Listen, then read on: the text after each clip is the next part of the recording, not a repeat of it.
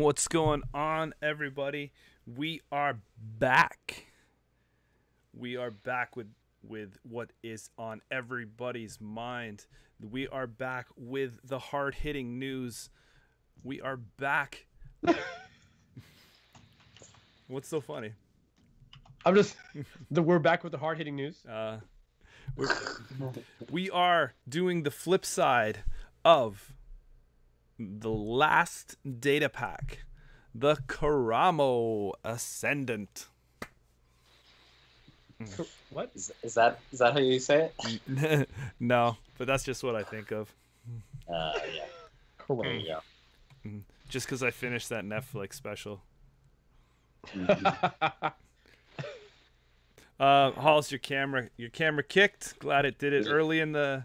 We lost you already. Yeah. Am I back? He just protested, shut his camera down for a moment. Right. It's like this joke was too bad. Yeah.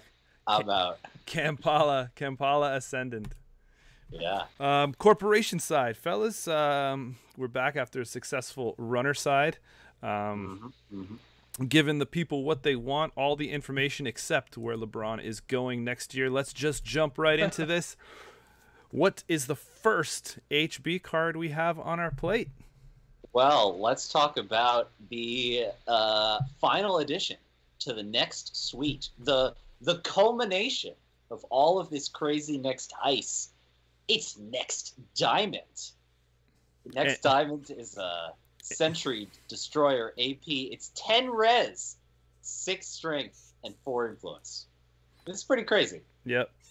And unlike Netrunner itself, Next Diamond is the defense that lasts forever. Well, because here's the deal. The res cost, which is usually 10, is lowered by 1 for each other res piece of Next Ice. So this is where that whole Next Loves Next things come into play. It's got 3 subs. First is do a brain damage. Second is do a brain damage. And third is trash 1 installed runner card. Holy cow. Like, those are some subs. Yeah. I mean, it's... unfortunately, I'm so ingrained now. When I see brain damage, I just know that it's not going to be good.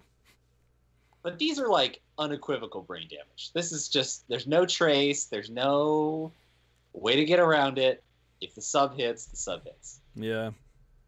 I think that I'm excited for it. I do like brain damage, but I mean, you know what really makes it lackluster to me is to know that this is the pinnacle. This is like next ice and we're done with it. You know, like this, I feel like this mechanic kind of peaked at silver and bronze and just never recovered.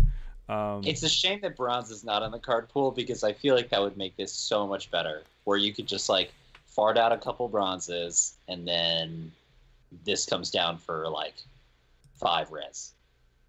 Oh, that gets crazy. That's and I feel like that's what we're missing, right? Like that the you know, you have everything that's up here. You need to be able to put in those little rinky dink ones that are going to chip that down, right? To make putting something like this worthwhile in your deck. I mean, the only time big ice like this was cool was when Blue Sun was exploiting like things like this. But I mean, we're past that time. If it works, it's not going to be I don't feel in competitive play. Yeah, you know, we did get Next Sapphire this cycle, and Next Sapphire is not bad. It's actually a pretty reasonable piece of ice. And Next Silver is still quite good. So I've only seen Next Diamond a little bit online, like in some Jinja decks, some wacky Surat City Grid combo, which I still think is hilarious. And, you know, I think if you're in a brain damage deck, you could make a pretty reasonable case for this card if you're also running Marcus Batty. Right? Because that's a way to get this subroutine to fire even if the runner could break it, which the runner has several means of doing so these days. That would be my only deck idea with this card. That's where I would try it. But you like it better than gold? I Oh, that's right, gold. Yeah, the problem with gold is that 8 is just a rough amount to pay for them to just sail through with a grappling hook and a bird, right? Like the pirate deck just makes 8. It just seems so rough. So yeah, that's a harder res, I think. I think the best part of next diamond is the strength that you're looking at, the 6 strength. Yeah. So you are getting the bonus there. You're getting a very high strength century. But unfortunately, I just don't feel like this suite is flushed out enough to really give it anything. Thumbs down on next diamond for me. I really wish that this mechanic was better than it was. I thought it was, you know, when we originally saw silver and bronze come through, I was really excited for that kind of chaining of stuff, but it just kind of went nowhere, and it's very strange to see it just come up right at the very end here like this now. I mean, so side note, I would have liked to see other pieces of Grail than I would have liked to see next. Yeah, Grail's cool. There you go. Hollis? I'm just not a fan of like cards like this that depend on like a lot of them moving cogs. Obviously, yeah, you're gonna only place this in a deck that's running multiple next ice. But the issue here is that the card only becomes reasonable, I think, at the cost of as a 6 strength Sentry, with 3 subs, that seems pretty pretty fierce itself. But you're never gonna pay 10 for this. I mean, what's the threshold where you actually res this? Is it 4, 5? Like I think around 4 or 5 is where I want to be to res this, right? Yeah, so you need a lot. Yeah, that means you need 4 or 5 other, or sorry, 5 or 6 other resed next ice. And when you look at your available options, that means 5 pieces of resed ice already out before this card becomes something usable.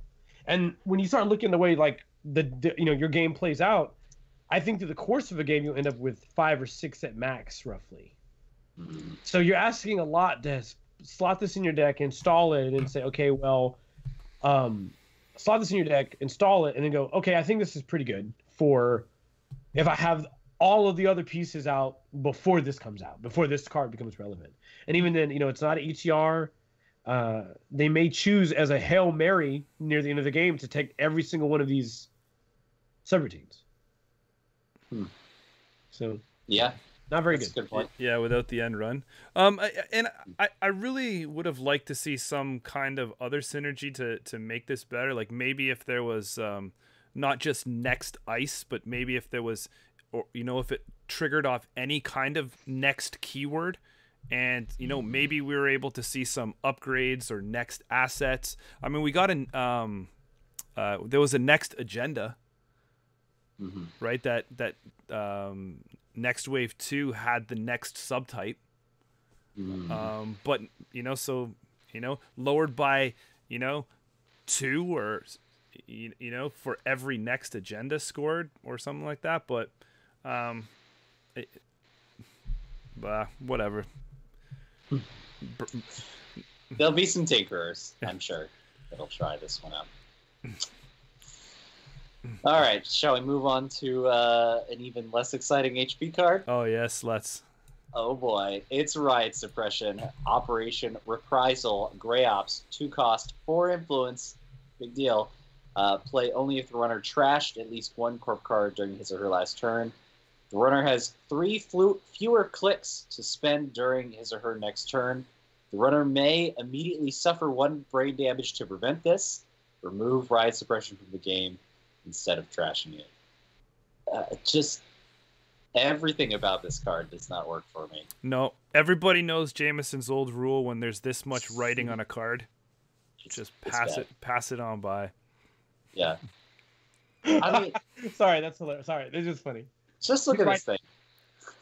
Yeah, the runner has to have trashed a card.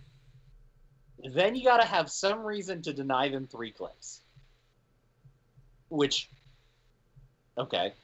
And if you really present a legitimately threatening reason to deny them 3 clicks, the runner just takes a brain damage. Brain damage is not a big deal on its own, just like as a one-off thing. So, I don't know. In my opinion, this card does like stone cold nothing. It's like a dead card. Well, considering too that, I mean, it's not. I'm not going to say that you can never fire it, but I mean, to have that kind of condition, play only if the runner trashed at least 1 corp card during his or her last turn. Like, what if they don't, and you're really like waiting to play this to get, you know, to really cash in on that effect? Like, getting that prerequisite to fire is just already like a ridiculous amount of time of you holding this card in your hand. I mean, runners do trash things, and if that's the kind, you know, if you're putting stuff out there just to bait them, maybe they're going to run and trash something. But I mean, then you're just wasting your own time trying to, you know, get clicks wasted the old-fashioned way. And I just don't see. Yeah, I'm on the same board as you, man. Again, you see brain damage on here, and you just know that it's not going to work. If click denial really matters, I will tell you, there is a far superior 2-cost HB operation. And that would be pop quiz. What's a click denial? Way better. Cost 2. What is it? Hourglass? No, it's an operation. It's enhanced login protocol. Oh yeah. So much better, right? Like, it's a current, it affects every turn, it sits out there, it's super annoying. Like, if you want to deny the runner clicks, just play ELP and just don't even look at this card. I'm sorry. It just does not excite me. Or you can just play Strongbox. Oh, shoot. Hey, that's not an unreasonable idea. That's actually pretty all right. If this really was what it was, and you're paying 2 to do a brain damage, yeah, if you're able to drop it on them that easily, but the conditions and everything else here, and plus that it's, you know, it's a choice, not worth it. I mean, the runner's never going to pick the one that you think that, or you want them to do. It's always going to be the one that is, you know, least impacting to their game and state of play. And that's what I'm saying is, like, I don't know if there are a lot of situations where the runner losing 3 clicks is like game ending. Definitely, you know, similar to some of the other cards we've seen earlier in the cycle. You know, they've once again rebuffed this concept, the strategy that's available, where you can try to build this, you know, this brain damage archetype. You really want to go all in on brain damage. And I feel like this is just another, in the same way how, you know, I looked at other cards, it's another tool in that kit, so that if you really want to say, hey, you know what I'm having an issue with? I'm having an issue forcing the runner to either spin their limited resources to go for this agenda. And this card, if anything, it does that. It says, you know, where's your board right now? You might be able to get this agenda if you had all 3 of your clicks. So instead, how about this? My goal is to have brain damage as a secondary win condition, or rather, in general, net or meat damage combined with brain damage as a secondary win condition. So, how about you either lose 3 clicks and I score this agenda that may give you brain damage, or you take a brain damage right now and you get all your clicks. And I guess that's the pressure that it provides if you're building that sort of deck. But outside of that, I don't see... We've had the discussion time and time again. If your brain damage isn't resulting in you directly winning the game because of it, it's sort of not even worth putting in the deck.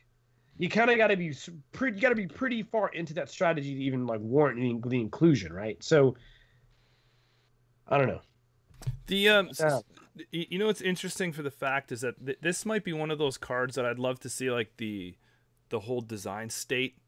Like, is this something that it was just started a lot less convoluted, and then it was like someone's like, oh, this is so overpowered, and then it just got layered up with some stuff and watered down. And I wonder that, because I know that back in the day when it came out, and talking with Damon in person, he had the love, and so did I, for cybernetics division. And when you ever see some of this brain damage stuff, you think that, okay, that's him giving these pieces back to make cybernetics division, little piece here under the radar, little piece here, sneak this in, an ID that people forgot. But this doesn't even really do too crazy in there. I mean,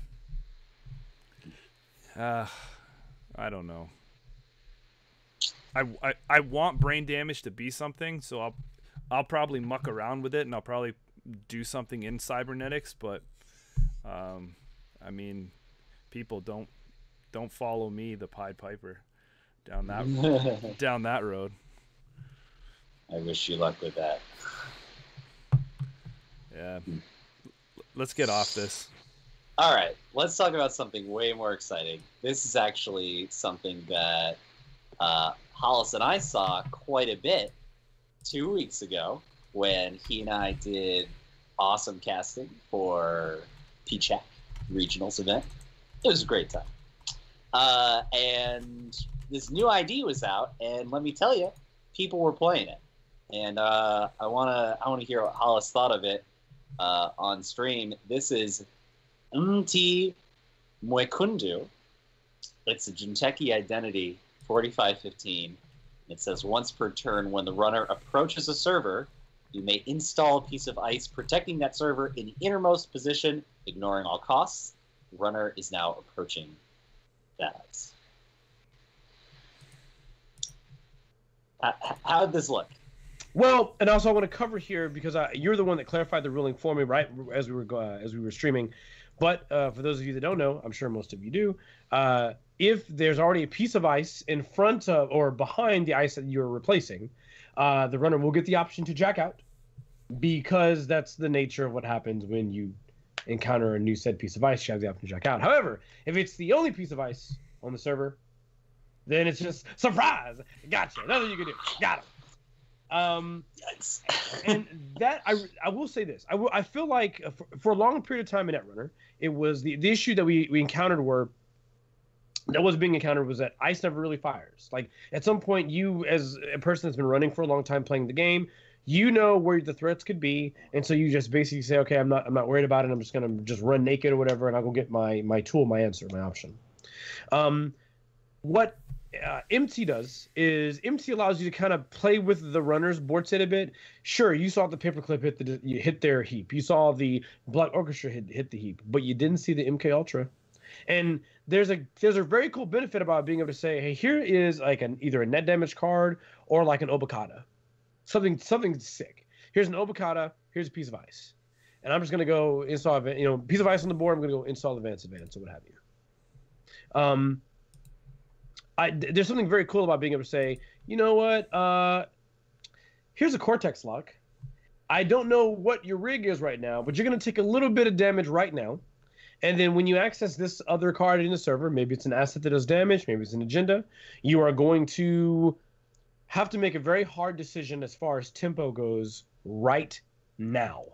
Right now. And you can't stop this from happening. You need all three breakers. You got to have your answers. It gives you a really great power in the very beginning of the game to sort of take control that way. And we saw that, at least on stream, what I mentioned about Cortex Lock being a very standard aspect of the play around the card is that they would, Cortex Lock was a very abundant piece of ice in a lot of these decks because of that benefit. So I like it a lot. Personally, I think it's really, really cool. I think that it makes sure that it gives Jinteki additional teeth, so that you have to either have this sort of like universal answer, which generally is not easy to do in the game, or you have to make sure all your answers are in your heap to be installed or in your hand on the board already, to deal with this kind of thing. So I think it's cool. So let's walk through some scenarios to just clean up, like you said, some rulings. So sure, if you already have a piece of ice installed, what happens? Runner deals with a piece of ice. Mm-hmm. Subroutines fire, they break it, whatever. They go past that piece of ice. They then get to step 5, which is approaching the server. And then the corp says, cool, I'm going to install this piece of ice in the innermost position, ignoring all costs. Do you want to check out? And at that point, the runner could say, bye-bye, and they can check out. Or they can say, no, I want to continue, at which point the corp then can res that piece of ice, and then they have to deal with it. On the other hand, if there's no ice already on the server, runner comes in, corp can say, cool, you're approaching a server, here's a piece of ice, you don't get a jack out window, res immediately. You're now encountering. Pretty good. Basically, I feel like in its worst case scenario, while the runner still gets to jack out, this ability still allows you to make the server bigger. I mean, ultimately, if you were to look at it, even if you don't get the surprise factor, an important thing to consider is you are off click, not on your turn, able to install a piece of ice. Yeah, you know, it's almost like you're just building a. From my mindset, you're building a server in reverse, right? Yeah, like whatever you want on the outmost, at the end, you know, you're installing first because that's getting pushed basically up higher and higher, which is weird because then it's like it's saying that, you know, you're ignoring all the costs, but when you're installing on the innermost piece of ice or not there anyway, you're not paying that cost. So that's. Well, there are certain runner effects that can increase the cost of installing stuff. So that's true. That's true. There's probably it's accounting for that to whitelist all that that extra stuff. Yeah. All that Anarch tool sets of gibberish. But you're right that, and it really is providing you savings, right? For each piece of ice out that you push that server, you've saved that much money. Mm-hmm. By using your ability. So from that aspect, I really like this. It's a very interesting take on a swing to Jinteki, getting you interacting with their ice and thinking about their build a little better. We did see over the last little bit people run this very efficiently.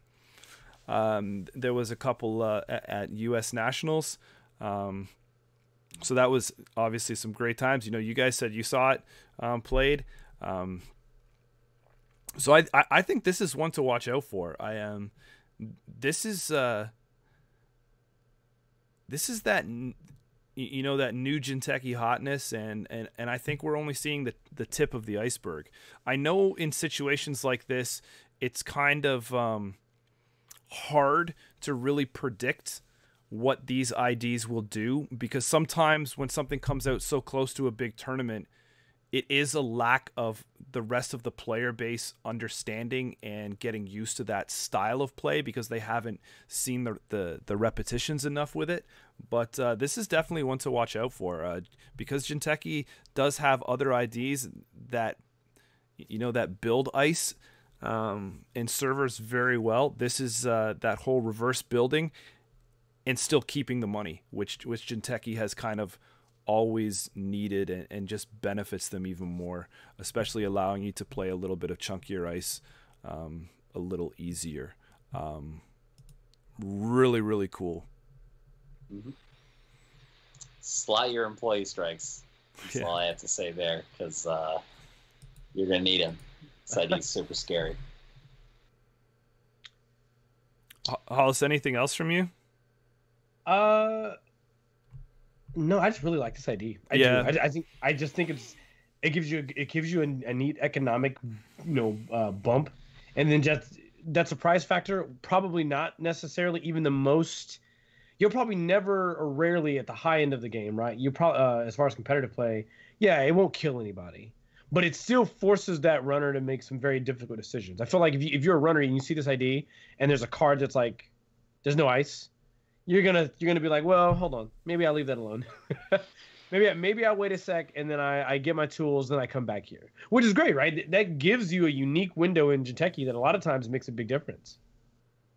Yeah, and you know what's is really interesting is that you can look at a card like this and wonder where the design space came from or where the inspiration came from. If you go back in time and look at like what would this card have looked like in those ages of the game that was heavy ice destruction?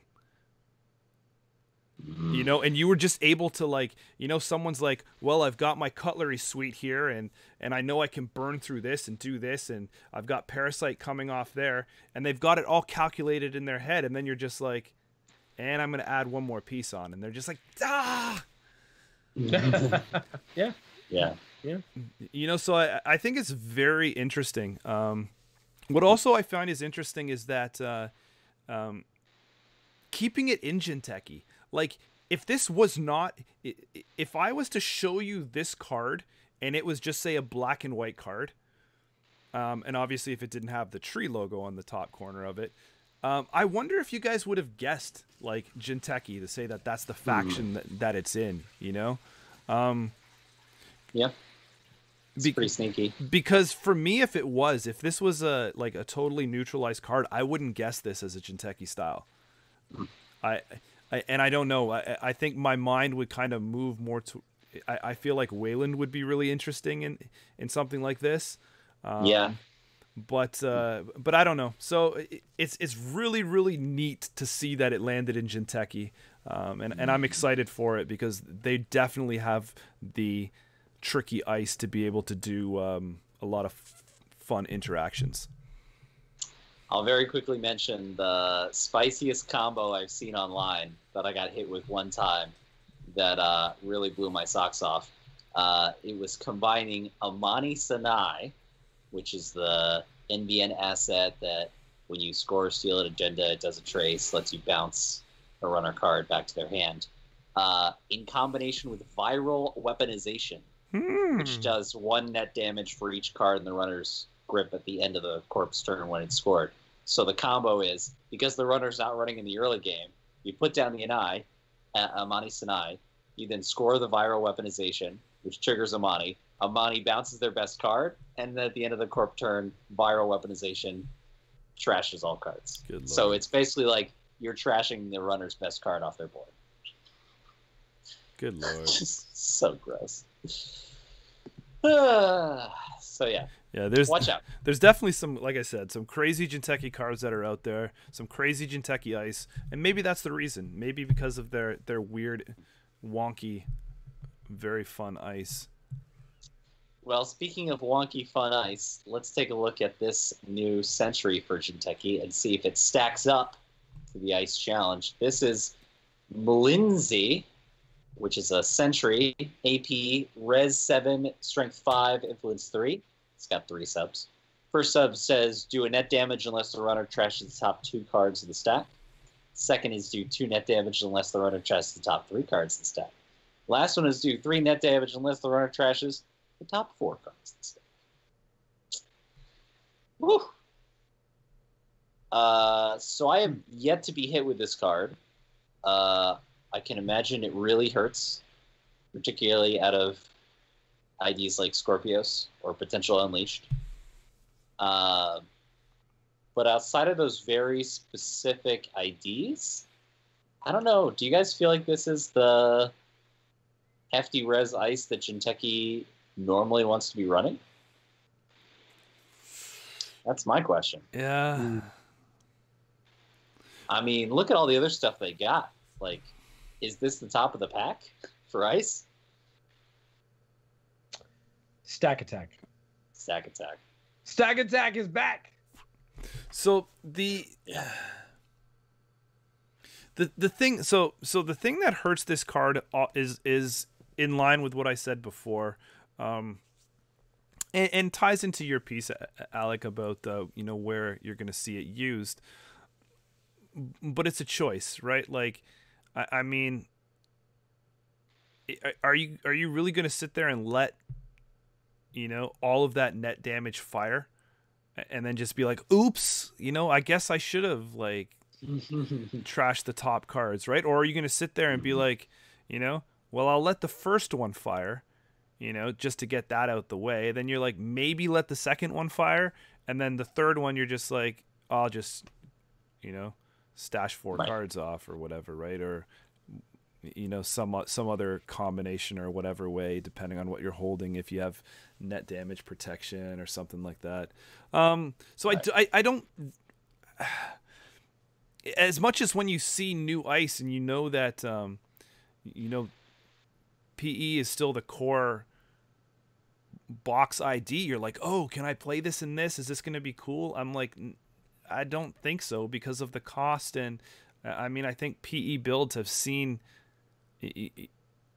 I think they've seen their architect kind of teeter out, and now we know with the card pool frozen that we're never going to have that super PE piece that's coming down the pipe, right? Like, so I don't think this sits in there. I mean, what's saving this is it being a 5 strength century. I mean, that's nice.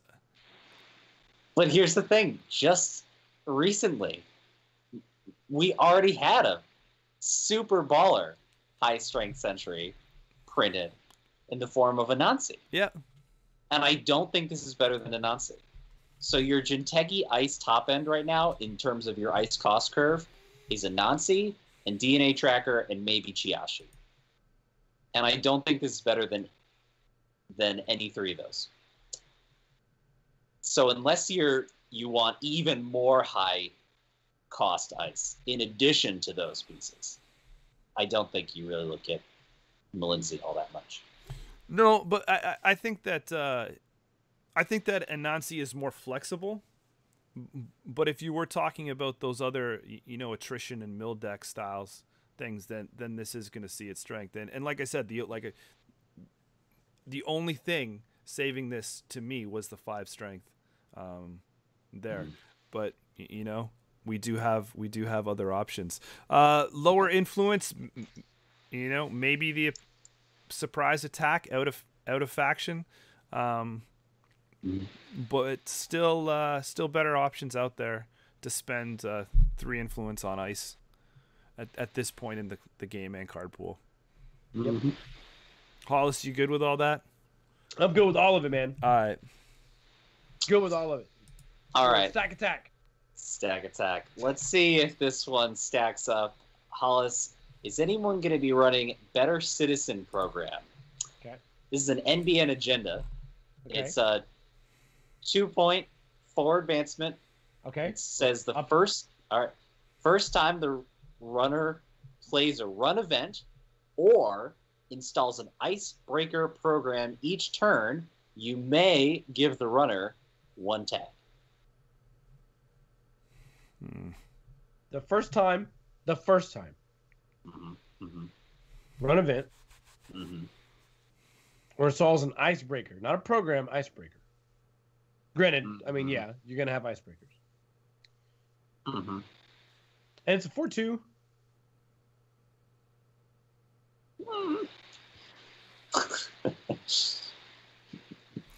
I'm out. Put it out. Yeah. I'm out. I'm tapping out. Put this card up. Put it in the box. Keep it in the box. Keep this in the box where it belongs. Yeah, I'm right there with you, Hollis. Put it in the box. Like, there's at this point in the game, guys. There's we know. Come on, we've officially gone over pretty much every new NBN agenda, and existing. We know that there's plenty of agendas now that tag in various ways, that tag the runner in various ways that are really beneficial. There's plenty of cards now, including there's like a recent 3/1, right? Whenever you trash a card, this seems not great, and it's a 4/2. And I think the decks that want to tag you like this, like the CTM decks, they have better options that can tag you, right? The R4/2s. Oh goodness. Really, any deck. Yeah. What's the deck? Explodapalooza. Yeah. Yes. Yeah. NBN has better agendas with better abilities. But my problem here is that it's a timing aspect too. Like you said, there's better ways to tag. You're never going to see this or be able to hold on to it till you get the pieces you need to be able to make use of it. Rather than having just some kind of event or trap asset or a piece of ice that tags or other stuff, to be relying on an agenda that I have to try and set up and be able to score a 4-2 just for this ability to happen. I can't see it standing on that merit alone to give it deck space. It's too weak in that accord. I mean, the nice part is that it does it on each turn. So maybe there's like times, when you have kill pieces in hand or something like that, and you're, and you don't want to spend that turn to draw up or look for, that hard-hitting news or something else to try and tag on. Maybe the runner can just tag themselves because they've played a run event or installed the break, the icebreaker, and then that gives them the tag, and it kind of messes with their flow, and they're like, oh, just float it, and then you can get them. But then that's too many what ifs and too convoluted. This goes back to that old school problem, plain and simple, that NBN agendas were just printed too good, and they already pretty much have a set defined suite to deal with. Float one or two of those in, float one or two of those out, but you're not. This is not even in the mix. I think you nailed it. The NBN agenda suite is it's like solved. It's like a solved puzzle. Like what's the ideal suite? Yeah. We see it everywhere, and it's really good. Mm-hmm. And this doesn't change that. No. Well, let me offer you another NBN tool. Maybe this will excite you. This is Market Forces.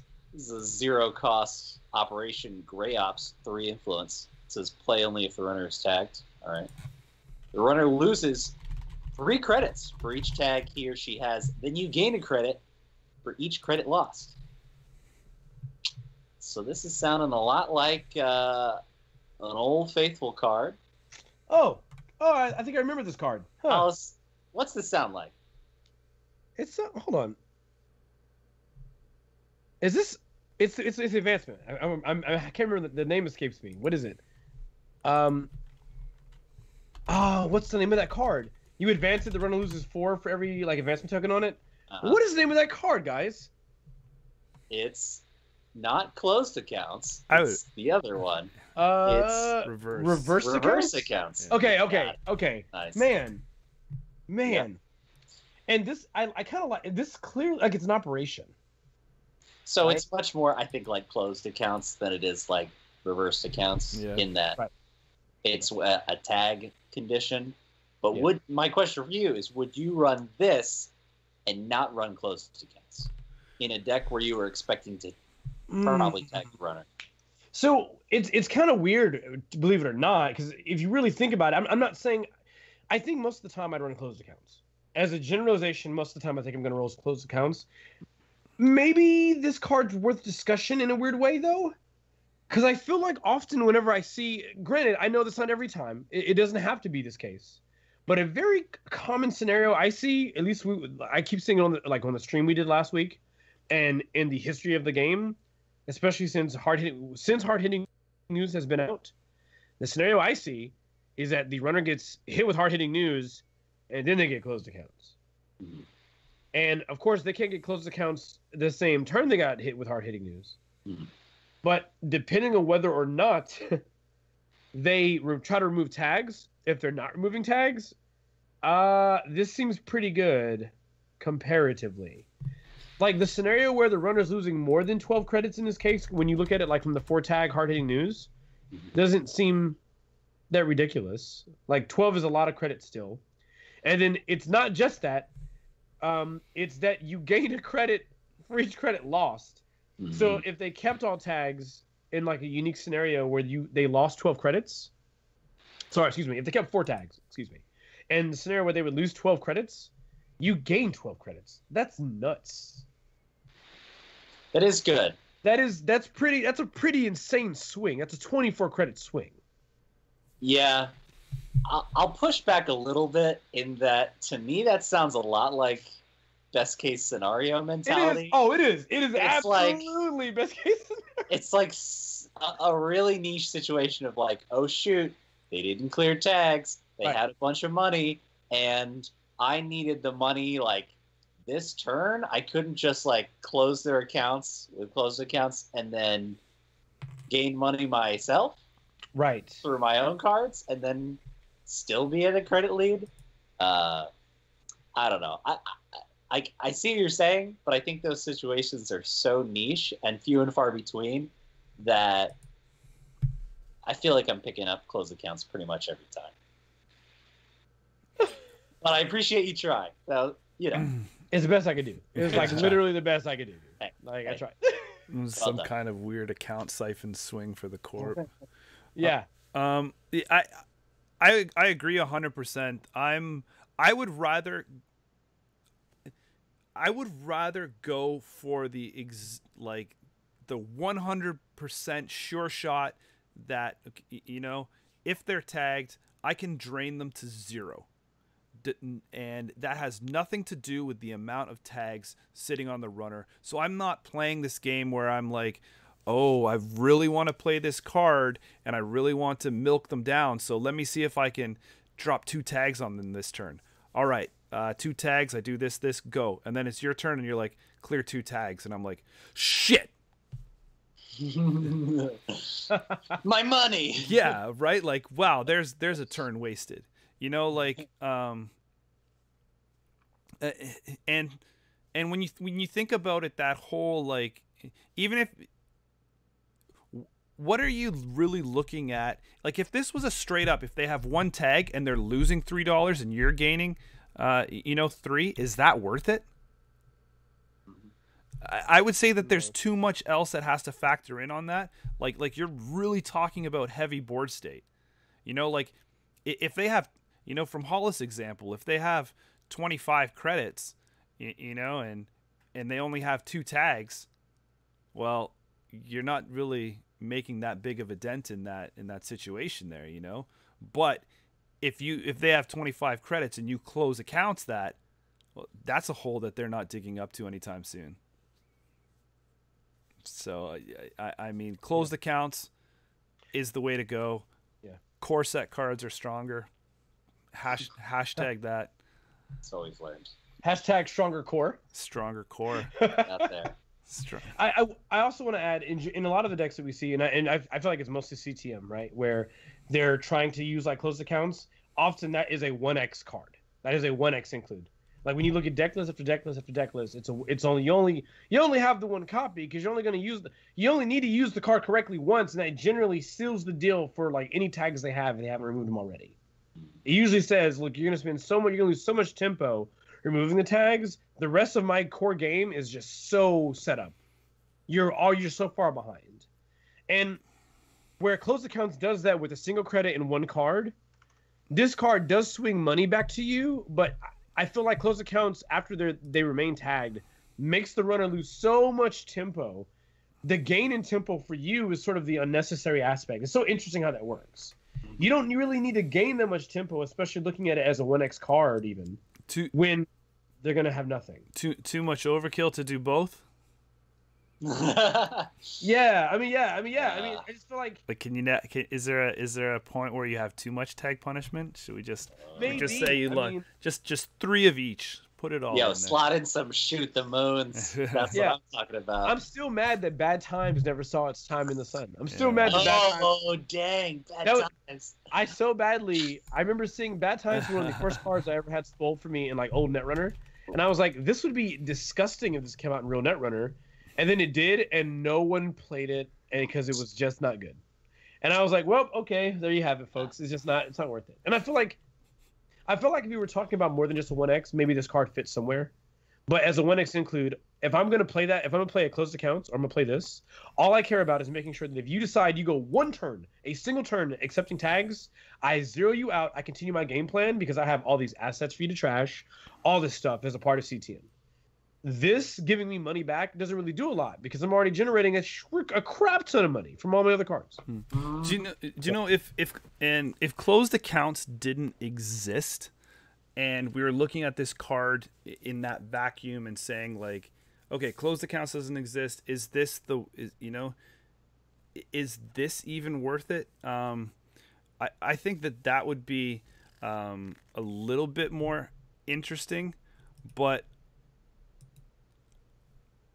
I think unfortunately for me it still wouldn't. Yeah, it's a hard sell. But I am happy this card exists for one reason alone.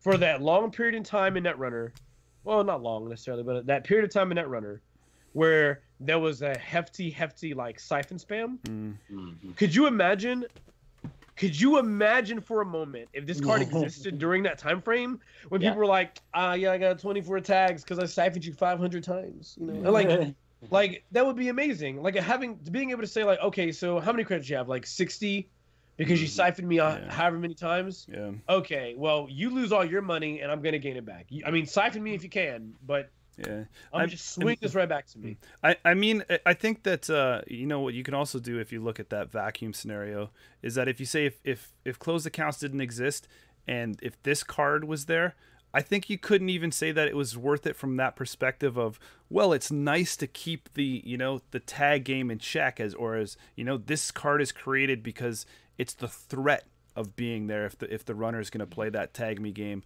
But there's so much else that tag can do, right? Like in this day and age, are you going to you know, go tag against MBN? Like you got to be prepared for something to come out. Yeah. Like no one's going to drop like you know 4 tags on you and just do nothing. Mm-hmm. Yep. So there you go. Thumbs down, market forces. I feel like this card just came out too late, guys. Yeah. You know what I mean? It's just late. It's just late, man. Yeah. Well, let me hit you with a card that I think is going to get a thumbs up. And the reason is from what I've seen, this is, in my estimation, the most played card out of this pack in the last 2 weeks of competitive play. Whoa. This card is huge. It is Surveyor. We're looking at that Wayland Ice. It's a Sentry, Tracer, 5 res, Strength, X. All right. And X is twice the number of ice protecting the circle. So it comes in at a base 2. And then it's got a Trace X. If successful, give the runner 2 tags. And then a Trace X. If successful, end the run. And it's 2 influence.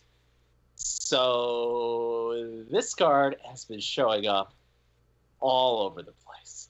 Like every faction has been finding decks that can use this card. And let me tell you, I think it's pretty powerful. I mean, have you guys seen this card in action? Because it can get out of hand. Like I've seen this get up to Strength 12, Trace 12, Trace 12, right? It's not easy to get through that, especially not multiple times. Yeah. Like, dude, this is so good. This is so gross. It's nutso. So 2 pieces of ice, easy to do, right? Mm-hmm. You could be any faction, 2 pieces of ice, this and something else, and it is a 4 strength, 5 res sentry. By the way, that number alone, decent. Yeah. 5 for a 4 strength sentry, already good. 2 subs, already good. Trace 4s, still, that means that you're probably better off just using ice to break it versus taking these traces at all. And the fact that this has an ETR option and then give you a 2 tag, not a single tag, out of Wayland, a double tag. What is happening to this game? Yeah. FFG, do what you got to do. Renew this license. What is happening? Oh, damn. I'm just saying, man. Like, this is insane. What a great piece of ice. You know what I always found interesting is that I look at cards like this, and it was even out the gate with Hunter from Original Core, using a trace to drop a tag on a runner. I don't know why they make these sentries. You say you don't know why? I don't know why. Like Sentry was always that thing with teeth, you know, that you'd be a little like, you know, like to me this is more of I would classify this as more of a code gate style thing. Cuz it's taxing you some way, making you pay something. But talking about this card in general, I think this is. I'm usually not a huge fan of subroutines that are trace something. And to me, the base traces always have to be a little, they've always been a little wishy-washy on some of tracing stuff before. But this is the nicest way that they've ever come out with to being able to boost a trace number. And when you look at this card, it's one of those cards that we talk about in the past, like original HB, Engineering the Future, where you get rewarded for playing the game. So you're going to put this into one of, either your scoring century on a central, and it's just going to do work for you from the moment that you can put it down. And it's just going to compile, right? Like there'll be points where you don't have to boost that trace enough. Nope. Because you're just going to play the game, you're going to build those servers, and it's going to do it for you. 2 influence means it's very flexible to be moved around, and for Wayland to have the common theme here is very, very interesting ways in-house to tag is just really impressive. Mm-hmm. Yep. It's a super scary piece of ice, and Wayland loves it, of course, like you said. Other factions loving it. Of course, tags and traces really matter in NBN, so they're all about it. In HB, you've got Jinteki grid, so installing a 5 ice deep server gets like trivially easy. And the crazy thing too is that this ice can protect a remote all on its own. You don't even need to res the other stuff on the server, right? You could just say no res all the way down, and then they get to this, you spend 5, and it's like hard no.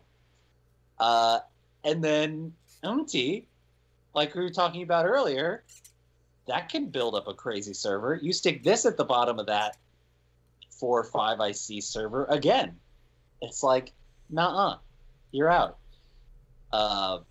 So it's nasty. It's really good. Yeah, you really have to run some kind of way around this. Because otherwise it's going to keep you out. Yeah. I mean, the upfront cost that you're paying for it at 5 is a little steep the first couple times until you can get some more ice on the table. Like if you're paying 5 for a 2 strength trace 2s on those there, it does seem a little bit weak, and sure, that you're not getting your money's worth. But this is something, you got to diversify and think long term, man. Hold. Oh yeah. This is a really showstopper on those big servers. And again, this cycle has been about giving Glacier the things it needs. And let me tell you, this is what Glacier needs. Yeah, thumbs up. Yeah. Thumbs up. If I have to sneeze, but I went. Oh gosh. Oh no. No. If I had a gripe, if I had only one gripe about the card, and that's it, and I am struggling here, right? The only gripe I would have is that this card, obviously, as per the text on the card, it's not a card you can just. I think when you play this piece of ice, you are going to say, in my experience, I generally am going to have 2 to 3 ice on this server, so this is a Surveyor, like 100%. This is a Surveyor server. You're not just going to toss on a server that you think you might build up. No. You're going to know your game plan way ahead of in advance, and you go, no. This is going to be the Surveyor server. Yeah. Thumbs up. This is where I have the super cheap ice, and then this one big one got him. Oh yeah. What's next? That's where it's at. What's next? Oh my gosh, guys! I'm so excited about this card. This is the real deal. This is high-profile target. It's coming out of Wayland. It's an Operation Black Ops 2 cost, 5 influence. Don't mess around here. This play only if the runner is tagged. And it just says, do 2 meat damage for each tag the runner has. This looks familiar. It's not Jameson. Oh, Kind of, sort of, a little bit. warms my Wayland heart. Just so nice, right? We talked about it back with the revised core set, right? That losing Scorched Earth at the time was a bit of a shame from a flavor perspective, but was not something that was seeing a ton of competitive play because Boom was out. This card comes along, and all of a sudden, you have a really compelling argument to run this over Boom in a lot of scenarios. And it's been working for me. Like, been putting it to the test, and it's been pretty effective. Can't trash it.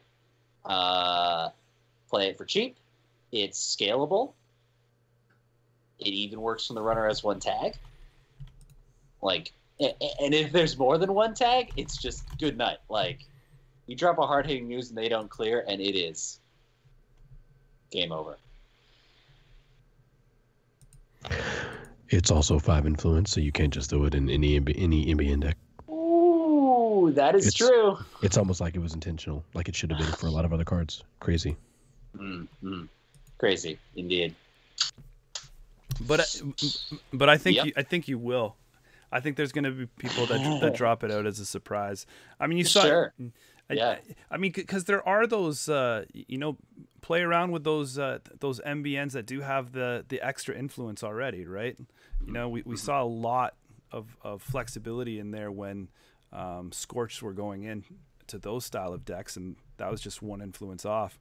I think that this is a solid comeback to what Wayland needs. I mean, the only way that this card could have been cooler is that if it swapped positions, is this was just the final card in the final data pack. It was one position off. It would have been like that, that farewell salute to say Wayland, we took out Scorch, but then at the very end we got you back. We got you back, man. Hey, still pretty good. Doing meat damage and the amount of now tagging that is in Wayland is just the shot in the arm that they needed. This is just a card, this is just a really solid card that they need. It's not super crazy. It's not overpowerful. I'm not going to lose my mind over it, but it's just nice to see it come back, and it's definitely a welcome addition. Yep, we already had to respect Boom, but there are ways of playing around that, accounting for that. Similar sort of things here, but this is just more flexible. I love, by the way, the stuff that Ben was doing with this at Nationals last week with Archive Memories, because this isn't a double. That's pretty spicy as well. So all around, you know what? This would be the card that I experiment with more than Boom. I do like this a lot better. I like that old school, and I like that it's not trashable. I like that like I said, with the tagging that Wayland has, it's not unreasonable to just being able to just kill with one card, man. Now, so great stuff. 2 thumbs up. Someone's absolutely going to play this card after their opponent has 2 tags, right? Someone's absolutely going to it's going to be something so simple. Like you have 2 tags on you from a combination of either hard-hitting news or Surveyor or anything. And they're going to go high-profile target, Archive Memories, high-profile target. And I'm just going to be like, it's 8s. How do you handle 8s? What are you going to do? I don't know. Good luck. Or you could play 3 of these in a turn. Like, if you're holding all 3, yeah, it's sick. It's totally sick. Yeah. Love it. All right, gentlemen. But the ultimate question is, you're playing Wayland. How are you going to land those dang tags? Well, I mean, the only people that are safe is my new Apex Brotherhood that are just trashing installed cards to prevent that damage. So, We got there you go. we got Well, we got that heartbeat going. Are you ready though Uh-oh. for the corporation to score 3 whole points in a non-agenda card? Oh, so or tag you. You're trying to say you got a way to beat my Apex. I got a way to at least meme your Apex deck. Oh shit! When you hit a false flag. So false flag is an ambush asset for Wayland. It's 2 res, 2 trash, 2 influence, and it can be advanced. And when the runner accesses false flag, you give the runner 1 tag for every 2 advancement tokens on false flag. And if you get this bad boy up to 7 advancement tokens, you could spend a click and add it to your score area as an agenda worth 3 agenda points. Oh boy. This is expensive though, right? Like to get these, that's some expensive points. Yeah. Like nothing about what you do to get those 3 agenda points is cheap. 2 to res, 7 advancements, and a click in addition. So if you're gonna, that's a ton of credits. I mean, you are basically spending just on the money alone 9 credits to score. That's not counting any clicks. Yep. But if they go after it though, they get tagged in the face. Here's, I think, the best use case for this card. Jinteki? Jinteki is good. Jinteki has a lot of tricks there. I was also going to suggest dedication ceremony. This dedication. You're sick. You just res this, and you're like, ping, ping. And then you put 3, and then you get another one. You put 3. It's up to 6. So you could get this thing out in 2 turns, and you're good to go.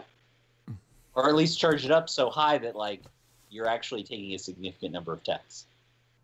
So I've seen it in action. It's pretty funny, and the ability to get 3 points, like, that's a serious win if you can pull off this card.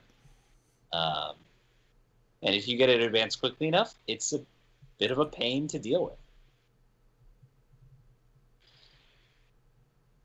Yeah, but you know what's weird? Like, you got to think that for what you're doing here, you might as well just kind of be advancing an agenda, you know, because what the agenda is going to do is give you some kind of bonus off it as well, right? Like, once this is scored, hey, you know, hats off. Here's 3 points. You know, fool me once. You know, shame on me. Fool me twice. You know, not going to fool me again. This is just too hefty, man. And I don't, like I said, with 3 points and no bonus after you're scoring it, I think I'd rather have like a 5-3 or something else in there. But the runner can't steal this. No, it's but kind of nice. You can trash it for 2. And take some tags. Yeah. I agree. This is not going in every Wayland deck, right? It's costly. It's a bit of a meme. If you're running dedication ceremony already and some tag punishment, okay, maybe think about it. But I like this as something to put in your big scoring remote and be like, hey, runner, come down here and check this out. Bait them through. Yeah. I like it out of faction more than I like it in faction. I think it's gonna it does play that trickery and stuff like that, but I look at it like if it's worth it spending all of that stuff to do something on this. I mean, for 3 points, it probably depends on the game state and or your board state and where you're in and what's happening in the game and stuff like that. So sometimes it could. Sometimes it very well could. And 3 points, like you said, Alec, is nothing to nothing to sneeze at. Like that's a chunk of points right there. You could make an argument for this in Titan Fast Advance too, where you're already running dedication ceremony because of the combo. Atlases, like, they'll score themselves sometimes. So that's, if you score 2 Atlases Fast Advance, that's 4 solid points, and then you throw down this false flag, and you're like, cool. If I get this, I win. And the risk is pretty minimal. So I like it from a design perspective. I think it's a really fun card to have in there as some trickery stuff. If I could make one tiny suggestion on the whole thing, is that I would have loved to see the trash cost just be bumped up a little more. Just to get that fair payout, you know, like, because this thing is really really tough, and that's very intensive. Like, if you're and a lot that you're investing in it, 7 plus the click, 2 res, like, this is. Hey man, if they print a card that makes it so that you can score a government takeover naked, unprotected on the board, because some runner thinks it's a false flag, like, thumbs up. Yeah, and I think more people should be playing government takeover.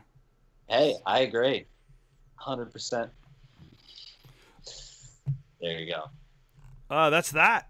Hollis, closing thoughts. My closing thoughts are that, number one, holy crap, Surveyor, compared to a lot of the cards in this pack, Surveyor is amazing. Like, this card is great. And it really, I feel like in general, this was a win for Wayland, like, overall. Like, that Jinteki ID is very good, but between Surveyor and high profile target, these are really great options. Like, Surveyor is just a great piece of ice that everyone can kind of influence in it to influence. High profile target, WoW 5 influence. Definitely, now that Wayland has gotten more tools to tag the runner with, not only Surveyor, but other cards that we've seen earlier in the previous packs for this cycle, it feels like cards like high profile target become very good. And knowing that archive memory still exists, it also means that, like, decks that are like MBN decks that can already tag you, they can do really silly but possibly effective stuff, like maybe run a 1x of high profile target or something and try their best to do something like, you know, get you a multitude of tags and hit you with this archive memories, hit you with it again. Just really silly stuff that this card enables. Pretty good. Definitely a powerful pack overall. I mean, it's one of those situations where I feel like a lot of power cards got pushed off to the end of the cycle, and that's just the way we've always seen it, so that it doesn't get rushed out. But, I mean, who am I kidding? If you're watching Bad Publicity, it's not like you're not going to pick this pack up. In the times that we're seeing, it's not like you're not going to get this pack. The true collectors will probably buy 2 and not open 1, because it'll be because a sealed pack is worth more in the long run. Like this is one that you want to buy and then, you know, put it in your safe and bring it out and be able to, you know, sell it on the open market 10, 15 years from now. This is a powerful pack. That being said, there's nothing else I got to say. I got to do one last shout out plug. Just got to rep that P-Check one last time. If you didn't get a chance to catch us 2 weeks ago, we had a lot of fun at the Atlanta Regionals. And then this past weekend, Ben got himself out to Seattle for the Nationals event and put on a really nice stream there as well. So head on over to his Twitch channel over at twitch.com/dodgepong, I believe. And he should have the videos on demand there if you want to see some of that live streamed Netrunner action and maybe see a couple of these guys. So I recommend checking it out. Cool. Hollis, you good? I got nothing, man. I got nothing to throw in. No real talk yet. No, just real storing talk. It up, soaking it in. You gotta pack it all up and then, you know. All right, fellas. Thanks to everyone that joined us as usual. Thanks to everybody who will catch this later. For those that are in the need to know, we won't be having a cast next week because people will be celebrating independence. All the single ladies. All the single ladies. All those independent women. Put your hands up, and we will see you in a couple weeks. Enjoy the tournament scenes. And for those people that do have holidays, Canada this weekend, America next. Sorry for my, ignorance that if the rest of the world, if there's holidays this next little bit. Enjoy your summer, guys. Take care. We're out. Cool. See you soon. Bye. See you.